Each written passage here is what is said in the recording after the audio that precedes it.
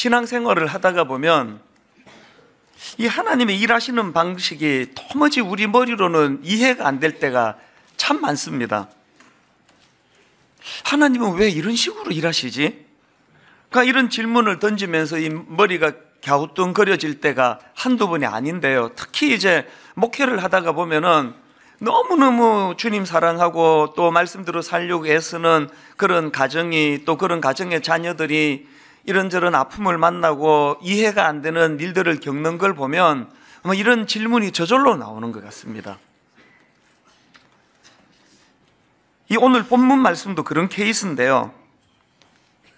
오늘 본문은 예레미야 선지자가 지금 바벨론의 포로로 끌려가가지고 포로 생활 중인 이스라엘 백성들에게 보내는 편지입니다. 생각해보면은 그 당시에 그 적국으로 끌려가 고통하고 있던 이스라엘 백성들에게 소원은 딱 하나 아닙니까? 하루라도 빨리 해방이 돼서 자기 조국으로 되돌아가는 것. 이것 말고 또 무슨 그런 큰 꿈이 있었겠습니까? 불철주야, 오매불망 하나님이 은혜를 내리셔서 우리를 해방시켜 주시고 그래서 다시 조국으로 되돌아가기를 원합니다. 그런 소원을 가지고 있었을 텐데 오늘 본문을 보면은 하나님은 이런 이스라엘 백성들의 발행과는 완전히 동떨어진 그런 말씀을 선포하고 계십니다. 자, 4절 5절을 한번 보시겠습니까?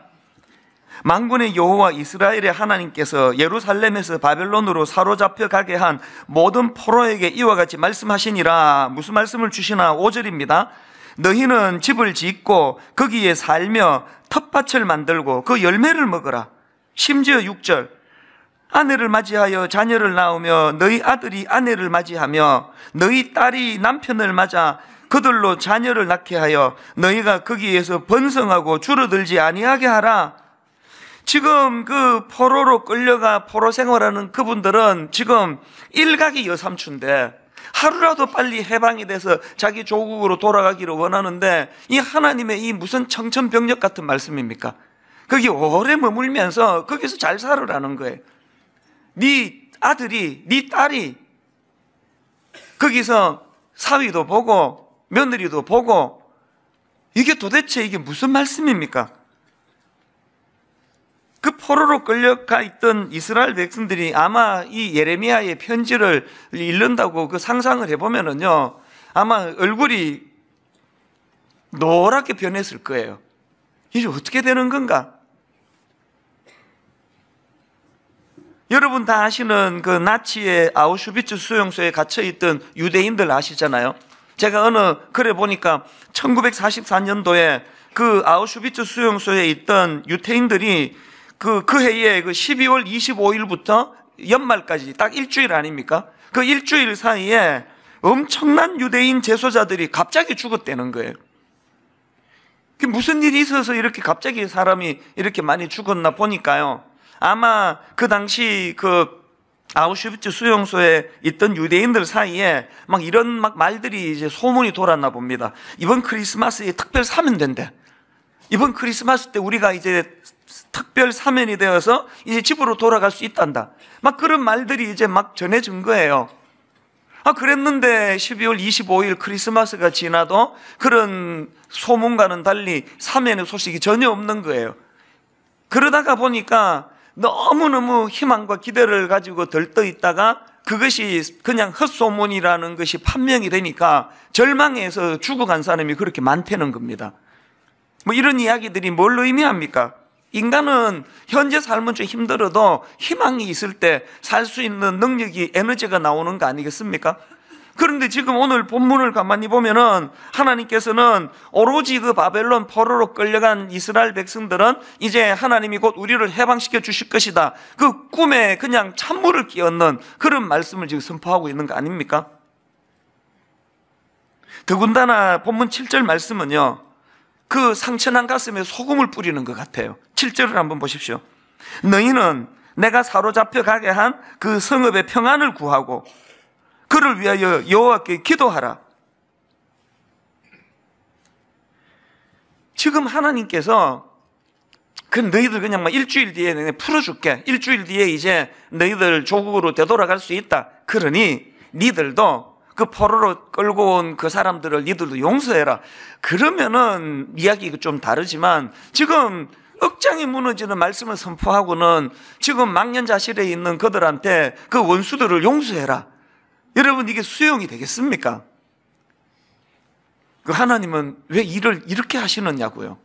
여러분, 이런 하나님의 말씀에 대해서 어떻게 생각하십니까? 문제가 심각한 게요, 이런 하나님의 일하심의 방식은 성경에만 있는 게 아닙니다. 우리는 분명히 이렇게 일하시는 게 하나님의 공이고 뜻이라고 믿고 있는데, 또 우리는 이렇게 살아가는 것이 분명히 복받은 하나님의 자녀의 모습이라 믿는데, 하나님은 그 사랑하는 자녀들에게 전혀 예상 밖의 그런 고난과 아픔과 또 눈물의 골짜기로 그렇게 몰고 갈 때가, 이게 현실 아닙니까? 현실. 이런 문제를 가지고 우리가 어떻게 이거를 이해하고 또 어떻게 이 말씀을 우리가 수용해야 되는가, 이게 모든 신앙생활 하는 분의 딜레마일 거예요. 저도 마찬가지예요. 이런 생각을 하고 있는데요, 지난 1월 2일 새벽입니다. 그러니까 지난 화요일이죠. 1월 1일 저녁에 이제 신년 감사 예배를 잘 마치고, 그게 저에게는 굉장히 이제 홀가분한 날이에요. 지난 연말 또 올 연초 막 계속되는 예배, 또 행사, 또 회의, 그 모든 것들이 이제 다 마무리되는 의미로 1월 1일 예배가 저에게 굉장히 홀가분한 그런 시간이었거든요. 그렇게 하고 기분 좋게 이제 집으로 들어가서 모처럼 이제 두 발 뻗고 자겠다고 생각을 했는데, 잠자리에 누웠는데 잠이 잘 안 오는 거예요. 요새 제가 그 불면증 비슷한 걸 제가 겪고 있습니다. 잠이 잘 안 와요. 그리고는 뭐 깜빡 이게 잠이 들었나 했더니 그때가 한 새벽 3시 정도 된 것 같아요. 또 이제 흔들어 깨우시는 거예요. 이런 날은 좀 늦잠 자게 좀 배려해 주시면 안 됩니까? 새벽에 일찍 일어나가지고 제가 책상에 앉아 있는데 하나님께서 그 새벽에 저에게 말씀 한 구절을 주셨는데요, 이사야 55장 8절 9절 말씀입니다. 이는 내 생각이 너희의 생각과 다르며 내 길은 너희의 길과 다름이니라. 여호와의 말씀이니라. 이는 하늘이 땅보다 높음 같이 내 길은 너희의 길보다 높으며 내 생각은 너희의 생각보다 높음이니라. 이른 새벽, 지금 1월 2일이에요. 이제 새해가 시작되는 그 이른 새벽에 이 말씀을 제게 주셨는데, 아마도 이거를 한 일주일 전에 주셨으면 이거 신년 예배 본문으로 쓰시라고 그러나 보다, 제가 그렇게 생각했을 거예요. 이제 연말 연시 설교 다 끝났거든요. 특별 행사 다 끝났거든요. 그 특별 행사가 다 어제까지 끝났는데 오늘 새벽에 이 말씀을 제게 주시는 걸 제가 어떻게 받겠습니까? 이건 새해에 저 개인에게 주시는 말씀이구나. 그래서 제가 이 말씀을 새벽에 진지하게 또 많은 생각을 하면서 이 말씀을 제가 묵상을 했는데요, 그러고 있으니까 하나님께서 그 새벽에 이제 분당 우리 교회 2002년 초부터 이제 개척 준비를 시작해서 그렇게 달려왔는데, 딱 17년이나요? 17년? 16년 전 바로 그 어간에 일들이 쫙 펼쳐져 그 파노라마처럼 이제 펼쳐져 가는 겁니다. 그래서 제가 내린 결론은, 교회 개척하고 지금까지 우리 인간의 생각대로 된 게 하나도 없구나. 여러분 다 아시지만 처음 개척할 때 30몇 명에서 준비할 때 송린중고등학교를 놓고 기도한 거 아니거든요. 송린중고등학교는 우리 머릿속에 담겨 있질 않았습니다. 이 강당은요. 저희들은 그때 옥하는 목사님 밑에서 교회가 너무 사람으로 넘쳐가지고 10년 동안 사람이 치여가지고요, 이제는 사람 많은 데는 너무 힘들다 그래서 우리끼리 오붓하게 서로 잘 지내보자 그래가지고 그 정자동에 엘리베이터도 없는 4층을 얻은 거 아닙니까? 어지간하면 못 올라오는데 누가 그 어린애 손 붙잡고 그 계단 4층까지 오르락 내리락 그렇게 하겠습니까? 그래서 이제 우리 거기서 우리끼리 참 오손도손 잘 지내보자고 그렇게 이제 교회 계약을 하고 잔금 치르러 가는데 인근에 있는 교회 목사님이 막으신 거 아닙니까? 그 타이밍도 참 절묘합니다. 은행 가서 지금 잔금 찾아서 전해주려고 은행가 번호표 뽑고 있는데 전화가 와가지고 이찬순 목사님이십니까? 네, 여기 못 오십니다. 이렇게 시작된 이 앞이 캄캄한 그 시간을 저는 잊을 수가 없습니다. 그래서 이제 그 잔금 치르는 날 그거 하루만 미루어 달라고 부동산에다 얘기하고 득달같이 달려가가지고 그 목사님한테 제가 사정사정 빌었거든요. 비굴하게 빌었거든요. 이거 녹화를 해놨어야 돼. 그 가관일 텐데 그거. 나 한 번만 봐달라고. 무릎만 안 꿇었죠. 무릎 꿇으라 그랬으면 꿇었습니다. 두려움이 막 물 밀듯 밀려오는 거 아닙니까? 이거 어떻게 되는 건가? 옥하는 목사님이 지금 처음으로 분리 개척하는 교회처럼 전액을 지원하는 1호인데 이게 지금 그 계약금 다 떼이고 그 천몇백만 원이나 되는데 이거 옥 목사님이 아시면 아이고 내 같은 거 내가 믿고 교회를 어떻게 하겠냐, 취소다 막 그러실 것 같은 두려움이 밀려오니까 너무너무 두려웠거든요. 그 절망적인 밤을 보내고 하나님께서 제 마음에 이삭을 떠올리게 하시고 에서를 떠올리게 하시고 현실을 과장하는 에서의 모습과 우물 파면은 누가 시비 걸면 줘버리고 우물 파면 시비 걸면 줘버리고 그 두 인물이 떠올라서 새벽에 그 고뇌의 밤을 보내면서 내가 이웃교회랑 싸우면서 교회를 개척하겠나, 그리고 포기하겠습니다. 천몇백만 원을 손해보면서 지금은요 결과가 좋으니까 내가 이렇게 웃으면서 얘기하지만 그 당시는요 인간에게는 비굴함 막 싹싹 빌었습니다. 한 번만 봐달라고. 난 청소년 사역만 하다가 처음으로 지금 개척하는데 목사님 여기 못 오게 막으시면 내 목회는 어떻게 됩니까? 2년만 있다가 나가겠습니다. 계약 2년 했거든요. 간판도 안 달겠습니다. 교회 간판도. 주보에 막 큼지막하게 인근교회 성도 등록을 안 받습니다. 네, 이렇게 적어 놓겠습니다. 별의별 말로 십자가도 안 달겠습니다. 비굴하게 짝이 없게 인간에게는 그렇게 비굴하게 빌었고요. 하나님은 원망의 대상. 왜 일을 이렇게 하시냐고. 하나님은 내가 뭘 잘못했냐고. 지금 교회 시작도 하기 전인데 왜 우리가 계약한 그곳을 못 들어가게 막으시느냐고.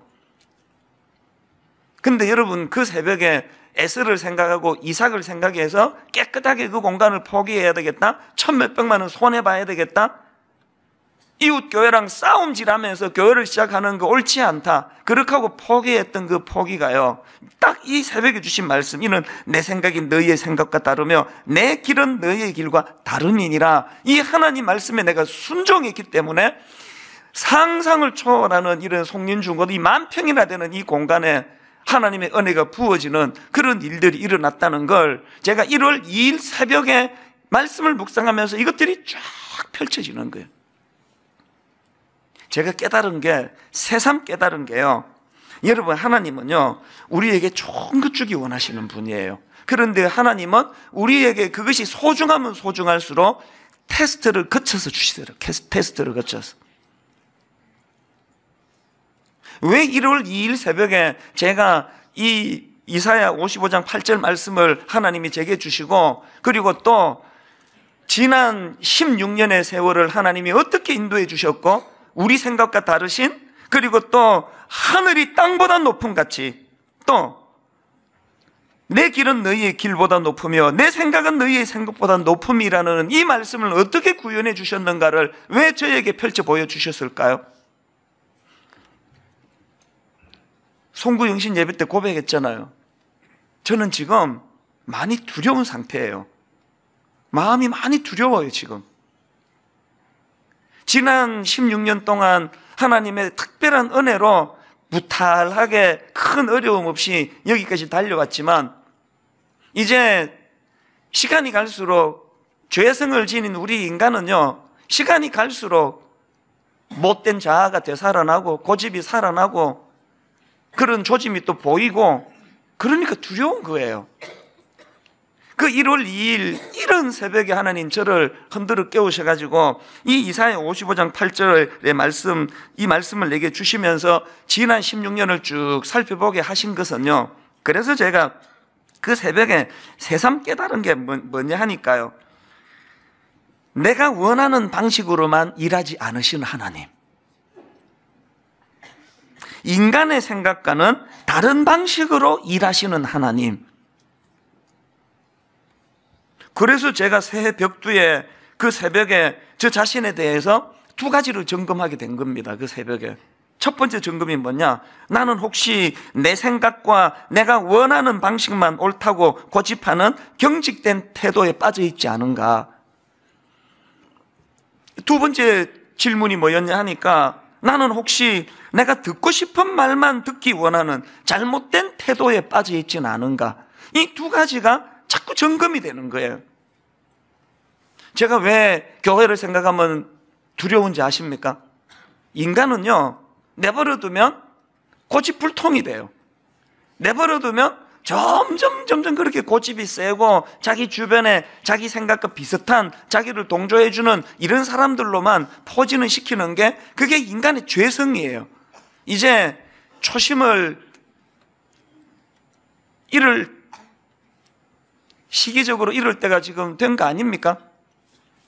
제가 이제 그런 고집불통으로 자꾸 변해가고, 내 주변에는 온통 아부하는 사람들로만 이렇게 쌓여 있고, 또 이제 오래 교회를 섬겼던 중직자들에게도, 또 장로님들에게도 그런 현상이 나타나기 시작하고, 그게 두려운 거예요. 그게. 그래서 저는 오늘 똑같은 마음으로 여러분에게 권면해 드리는데요, 그 화요일 새벽에 제가 가졌던 이 두 가지 질문, 여러분도 한번 가져보세요. 여러분 혹시 지금 여러분의 생각과 여러분이 원하는 방식만이 옳다고 고집하는 지금 경직된 모습이 보이지 않습니까? 그런가 하면은 여러분은 여러분이 듣고 싶은 말만 듣기를 원하는 그런 잘못된 태도가 혹시 없습니까? 오늘 한국교회 강단이 왜 이렇게 격려로만 넘치고 축복으로만 넘치고, 온 한국교회가 지금 이게 위기 중에 위기인데도 불구하고 저 복받으라는 소리만 외치도록 왜 그렇게 돼가고 있겠습니까? 혹시 그걸 여러분이 너무나 원하기 때문은 아닙니까? 여러분, 이렇게 자꾸 내 생각이 옳고 내 주장만이 옳고 또 내 주변에는 그거를 뒷받침하는 사람들로만 그렇게 포진시키는 게, 이게 얼마나 위험한 일인가를요, 구약의 아합 왕의 몰락을 보면서 저는 발견하는데요. 여러분, 그 아합 왕 아시죠?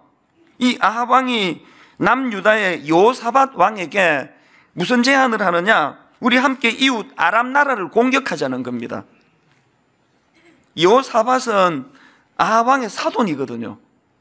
사돈이 그런 제안을 하니까 참 난감했을 것 같아요. 그런데 이 여호사밧 왕은 굉장히 지혜로운 왕이에요. 뭐라고 얘기하는가 하니까, 다 좋은데 우리가 힘을 합쳐서 이웃 나라를 쳐서 전쟁을 일으키는 게 이게 하나님 뜻인지 아닌지 좀 분별해 봅시다. 그런 제안을 하는 거예요. 하나님 뜻을 알아보고 결정하자는 거예요. 그래서 이제 아합 왕이 그 말을 듣고 자문단 격으로 400명으로 이제 구성된 선지자 400명을 이제 모아놓고 이제 묻습니다. 내가 지금 두 나라가 힘을 합쳐가지고, 남유다, 북이스라엘이 힘을 합쳐가지고 아람을 공격하려고 하는데 이게 하나님 뜻입니까? 어떻습니까? 그렇게 물었더니 그 400명이 막 일제히 소리치기를, 왕의 생각이 옳습니다. 왕의 생각이 옳습니다. 모두가 다 그렇게 막 한마음으로 일사불란하게 그렇게 왕의 생각을 동조를 하는 거예요. 여호사밧이 보니까 이게 너무 막 일사불란하게 그렇게 찬성만 하니까 좀 미심쩍었는지 이런 질문을 합니다. 이 400명 선지자 말고 또 자문을 구할 사람은 없습니까? 그랬더니 이 질문에 대한 아합의 대답을 한번 보십시오. 열왕기상 22장 8절입니다. 이스라엘의 왕이 여호사밧 왕에게 이르되, 아직도 이물라의 아들 미가야 한 사람이 있으니 그로 말미암아 여호와께 물을 수 있으나, 그 다음 보세요. 그는 내게 대하여 길한 일은 예언하지 아니하고 흉한 일만 예언하기로 내가 그를 미워하나이다. 무슨 뜻인지 아시겠죠? 저 못된 선지자는 사사건건 나한테 반대하고 발목을 잡고 그래가지고 이 400명 자문단에서 뺐대는 거예요. 이 아합의 그 의도가 뭔지 확 느낌이 오잖아요. 이미 자기는 하나님 뜻을 구할 생각이 있는 게 아니에요. 아부꾼들로 포진을 시켜가지고 내 생각이 옳다는 거를 동의를 받아내기를 원하는 거거든요. 근데 이제 그 사돈이 또 옆에서 자꾸 그렇게 말하고 하니까 할 수 없이 이제 그 꼴보기 싫은 미가야 선지자를 불러가지고 이제 자문을 구했더니 역시나 뭐라고 이야기하는가 하니까 왕이 지금 이 전쟁에 참전을 하면은 그 전쟁에서 왕이 목숨을 잃을 것이라고 그렇게 예언을 하는 거예요. 너무 열받아가지고요. 저 못된 선지자 저 감옥에 가두라고. 그리고는 이제 400명의 그 찬성표가 있으니까 그 자문단의 말을 듣고 전쟁에 참여하는데 여러분 아방이요 그 미가야 선지자의 예언대로 그 전쟁에서 목숨을 잃습니다. 하나님은 오늘도 우리에게 많은 미가야 선지자를 붙여주세요.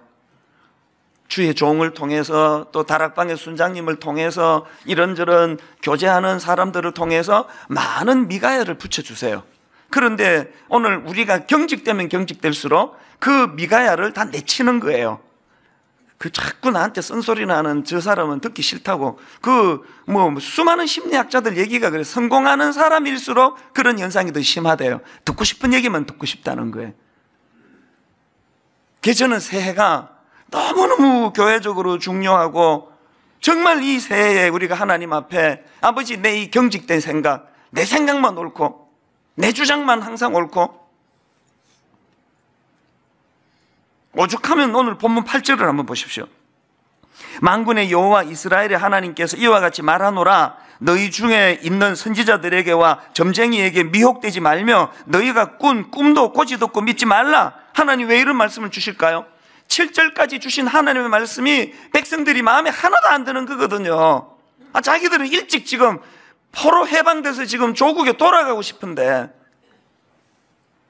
여러분 이렇게 하나님 말씀이 내 생각과 다를 때 바로 나타나는 게 아부꾼.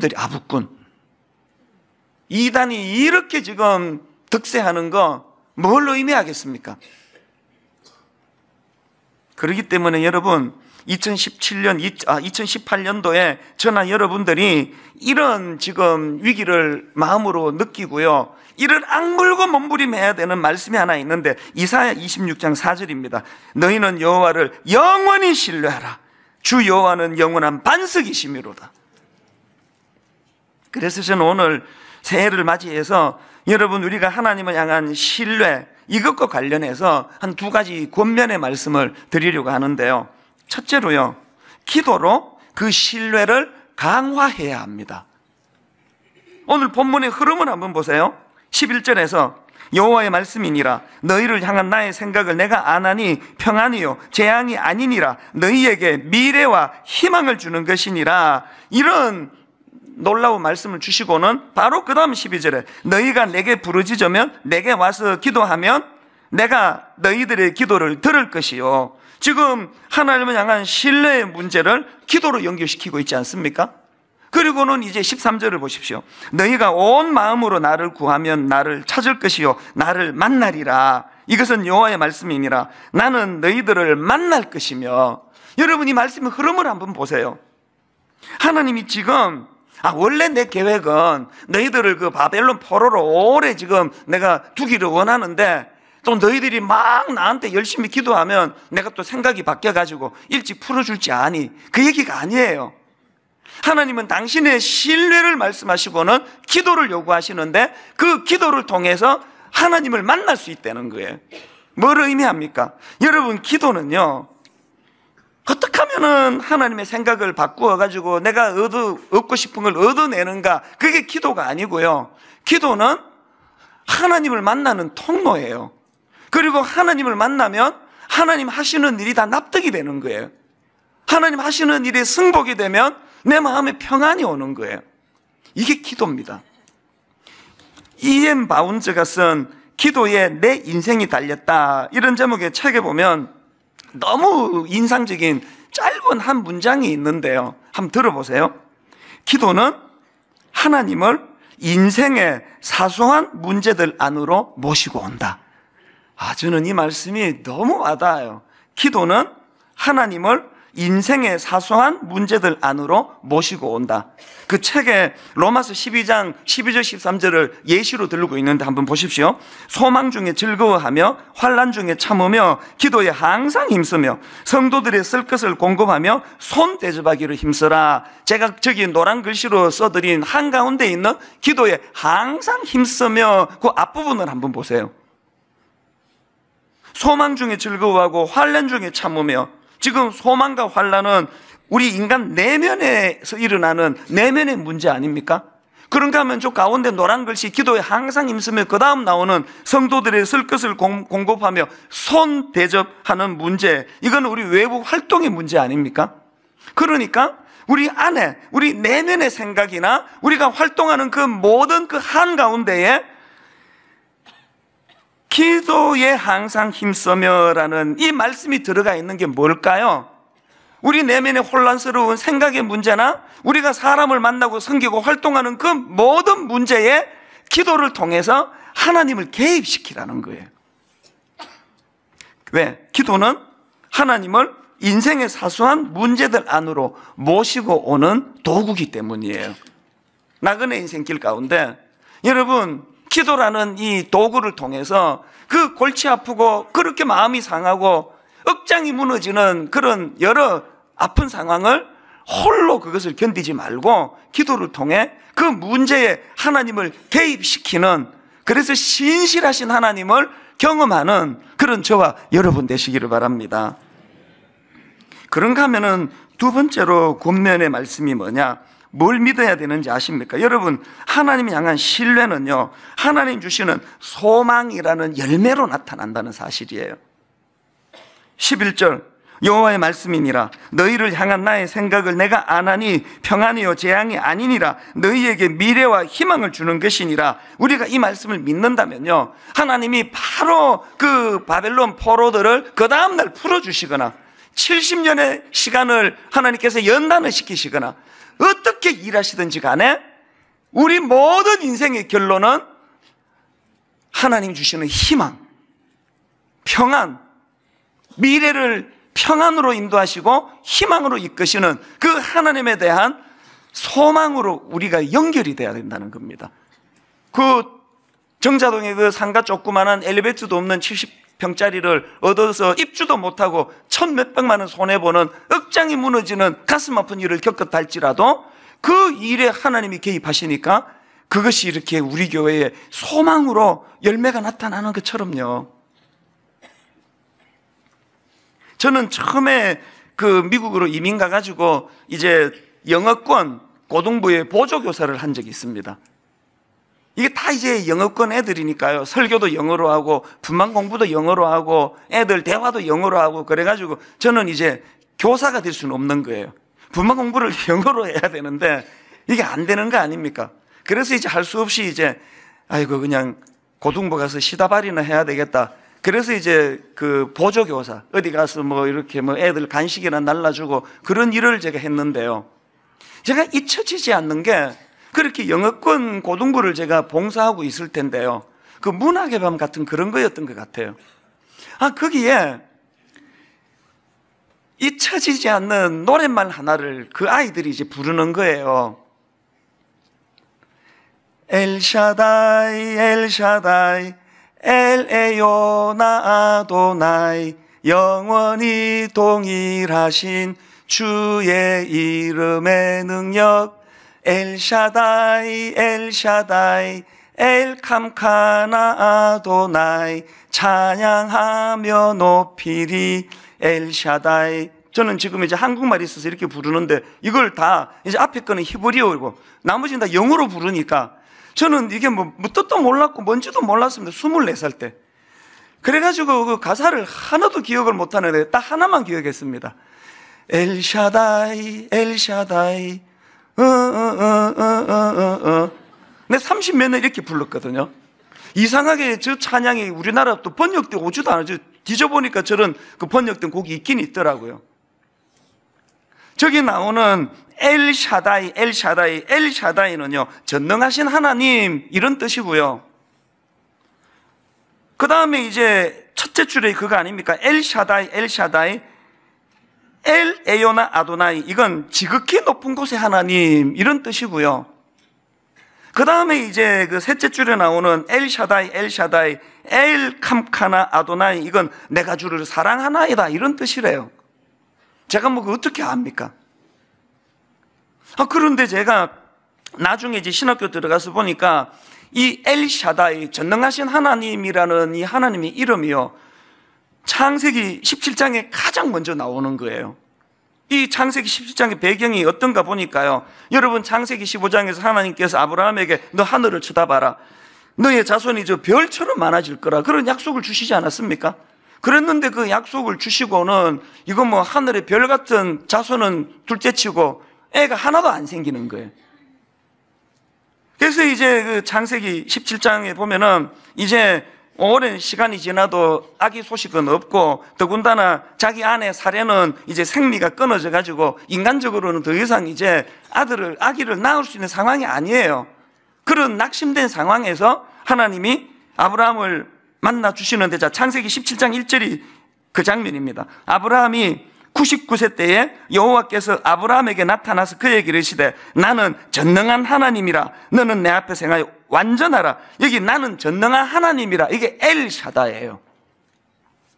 그 하나님의 전능하심을 아브라함에게 선포하시고, 이제 인간적으로는 생리가 끊어진 사라를 통해서 아기가 태어나는 건 불가능하지만 엘샤다이, 전능하신 하나님, 네 아내를 통하여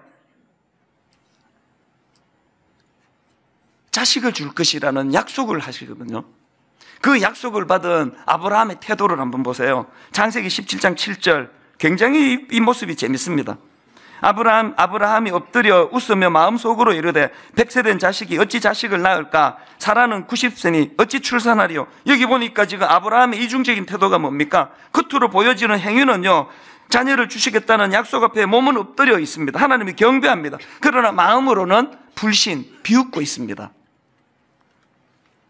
몸은 하나님 앞에 전적인 신뢰의 모습을 취하고 있는데, 그런데 마음은 하나님의 약속을 신뢰하지 못하고 있는 아브라함의 모습, 이게 지금 16년 된, 17년 된 분당 우리 교회 중직자들, 장로님, 권사님, 오래 예수 믿은 분, 봉사자들, 오늘 이게 혹시 우리의 모습 아닙니까? 이게 제 모습 같은데요. 매주일마다 하나님의 전능하심, 엘샤다이 하나님을 선포하고 있지만, 제가 고백했잖아요. 나 지금 두렵다고. 마음이 너무너무 두렵다고. 제가 지난 연말에 갑자기 이 찬양이 또 불쑥 떠올려졌어요. 그래서 제가 막 이 찬양 번역된 게 없나 그렇게 찾아낸 게 저 찬양이거든요. 여러분, 아브라함 다 아시잖아요. 비웃었거든요. 말도 안 된다고. 그러나 오늘날 여러분, 수천 년 지난 오늘 동방의 조그만 대한민국에서조차도 아브라함을 믿음의 조상이라고 그렇게 그를 인정하는 결과가 일어났잖아요. 그게 저에게 왜 감동이 된지 아십니까? 24살 때 여러분, 엘샤다이, 전능하신 하나님 그 찬양이 들려질 때 저는 딱 창세기 17장의 아브라함이었거든요. 마누라가 생리가 끊어져 가지고 이제 애 못 낳는다고 확신하는 그 확신보다 더 큰 확신이, 나 같은 인간은 이 땅에서 쓰임받으면서 살 수 없다. 그게 더 큰 확신이었습니다. 그 찬양이 들려질 때 그 고등부시를 생각하면 그 뒤편의 한 곳에 쪼그라 앉아있는 초라한 제 모습이 떠올라져요. 여러분, 34년이 지난 작년 연말에 이 찬양이 떠올라지면 내 가슴이 터질 것 같은 감격이 솟구쳤던 이유가 뭐겠습니까? 16년 전 정자동에 상가 하나 얻어놓고 30몇 명의 고등부 교사 중심으로, 중등부 교사 중심으로 분당 우리교를 시작할 때 입주도 못 해보고 쫓겨나는 그 초라한 상황에서 말로 다 할 수 없는 초라한 자리에 비굴하게 그 목사님께 빌고, 하나님 원망이나 하고 그렇게 밤을 새우던 저였는데, 여러분, 우리가 생각하는 방식으로 일하지 않으시는 그 하나님 말씀 앞에 자격 없는 저희들에게 지난 16년 엘 샤다이, 전능하신 하나님, 인간의 생각을 뛰어넘는 하나님의 역사가 우리 교회 안에 이루어지고 있는 것, 저는 알아요. 새해가 바뀌었지만 여전히 생리가 끊어진 마누라를 보고 있는 것 같은, 이제는 우리는 자식 없다. 어제도 그랬고 오늘도 그랬고, 그 어린 꼬맹이가 백혈병에 걸리고 치명적인 병을 만나 눈물로 투병을 하며 억장이 무너지는 그런 편지들을 제게 보내오고, 조금 전에도 또 한 가정을 만났거든요. 어제 이분이 미리 저에게 거의 긴 7장짜리, 그동안 아이가 백혈병 발병을 하고 겪어야 했던 그 수많은 순간순간마다 억장이 무너지는 그 과정을 묘사를 하는데, 그 편지 안에 목사님, 작년 송구영신 예배 때 주셨던 그 말씀은 하나님이 우리 가정에 저에게 주신 말씀이었습니다. 목사님, 며칠 전 올 1월 1일 신년 예배 때 주셨던 그 하나님의 말씀은 역시나 하나님 우리 가정에 주신 하나님의 말씀입니다. 그 전능하신 하나님, 엘샤다이 하나님, 그 하나님을 의지하며 버텨내는 너무너무 많은 믿음의 식구들을 보면서, 제가 어제도 그런 자녀의 투병 문제로 눈물을 흘리는 가정을 만나고 오늘도 만나면 똑같은 말을 했습니다. 내가 만나면 꼭 고맙다고 인사하고 싶었습니다. 고맙습니다. 이렇게 버텨주셔서. 나같이 힘들고 무능한 목사가 힘을 잃고 지치고 두려움이 몰 때마다 여전히 이 교회 안에 전능하신 하나님의 일하심을 목도할 수 있게 해주셔서 감사합니다. 버텨주셔서 진짜 고맙습니다. 두려우세요? 내 고집을 내려놓고, 내 두려움을 내려놓고 엘샤다이 24살 때 초라하기 짝이 없는 저를 만나 주셔서 엘샤다이, 전능하신 하나님이 되어주신 그 하나님이 우리 교회의 하나님이고 여러분의 하나님인 줄 믿습니다.